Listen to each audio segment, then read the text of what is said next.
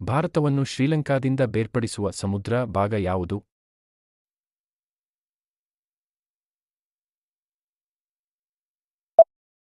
ಮನ್ನಾರ್ ಜಲಸಂಧಿ. ಕೇರಳದ ಕರಾವಳಿ ಪ್ರದೇಶವನ್ನು ಯಾವ ಹೆಸರಿನಿಂದ ಕರೆಯಲಾಗುತ್ತದೆ?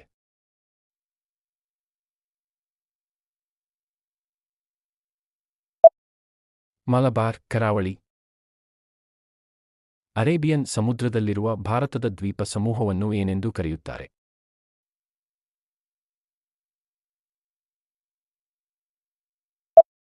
ಲಕ್ಷದ್ವೀಪ. ಕೇರಳ ಮತ್ತು ತಮಿಳುನಾಡು ರಾಜ್ಯಗಳ ಕರಾವಳಿಯ ಮರಳಿನಿಂದ ಯಾವ ಪರಮಾಣು ಶಕ್ತಿ ಖನಿಜವನ್ನು ಪಡೆಯಲಾಗುತ್ತದೆ?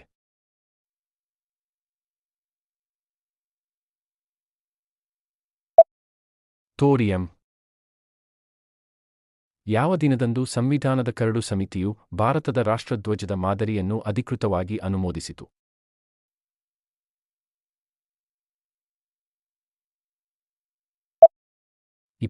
ಜುಲೈ 1947. ಮಾಹಿತಿ ಹಕ್ಕು ಕಾಯ್ದೆಯನ್ನು ಭಾರತೀಯ ಸಂಸತ್ತು ಯಾವ ವರ್ಷದಲ್ಲಿ ಅಂಗೀಕರಿಸಿತು?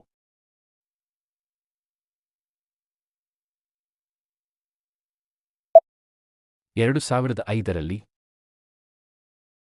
ಯಾವ ಯುದ್ಧವು ಭಾರತದಲ್ಲಿ ಬ್ರಿಟಿಷ್ ಸಾಮ್ರಾಜ್ಯದ ಅಡಿಪಾಯವನ್ನು ಹಾಕಿತು?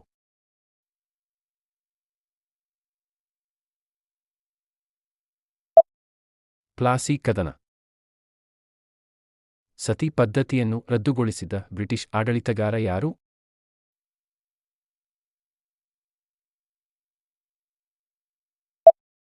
William Bentinck. Servants of India ಸೊಸೈಟಿಯನ್ನು ಸ್ಥಾಪಿಸಿದವರು ಯಾರು?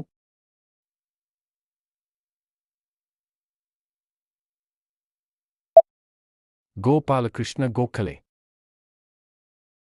ಗಾಂಧೀಜಿಯನ್ನು ಅಧ್ಯಕ್ಷರನ್ನಾಗಿಸಿದ ಕಾಂಗ್ರೆಸ್ ಸಭೆ ಯಾವ ಸ್ಥಳದಲ್ಲಿ ನಡೆಯಿತು?